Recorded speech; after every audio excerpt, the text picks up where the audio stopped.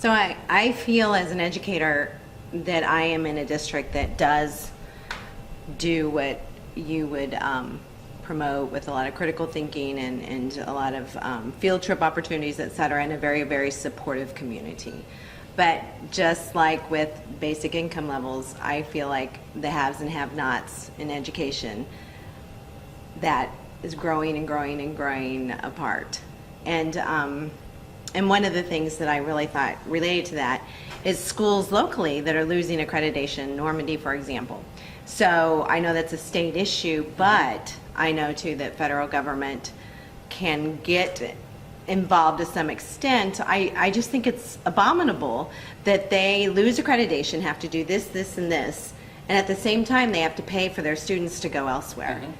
And I just see no solution for that process. And so I was wondering if you had any ideas of how perhaps federal intervention could come into play with that and help. I know you even mentioned at one time being supportive of vouchers, but I don't know that that's an answer either. Yeah. And it's a similar situation.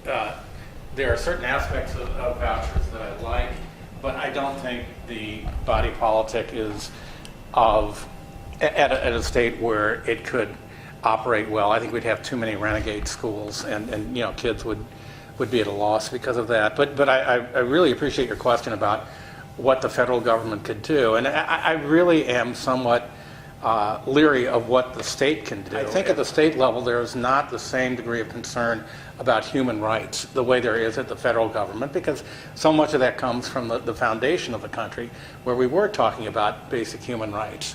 So what I'd like to see would be basically to have schools funded by the federal government. Now that might sound really bad to a lot of people who like local control, but I don't think that's taking control away from the localities. I think what we can do is we can have the federal government play the role of bringing in the money and then distributing it throughout the country in a way that's equal in all communities. There'd have to be some variations. I mean, in Mississippi, things are cheaper than they are in New York State, but basically more of a fair system. So we don't have this tremendous disparity, of some districts which have high property values and others which have low values. And, then I think in districts such as Normandy, where there have been difficulties, I think we need to try different ways to reach the kids.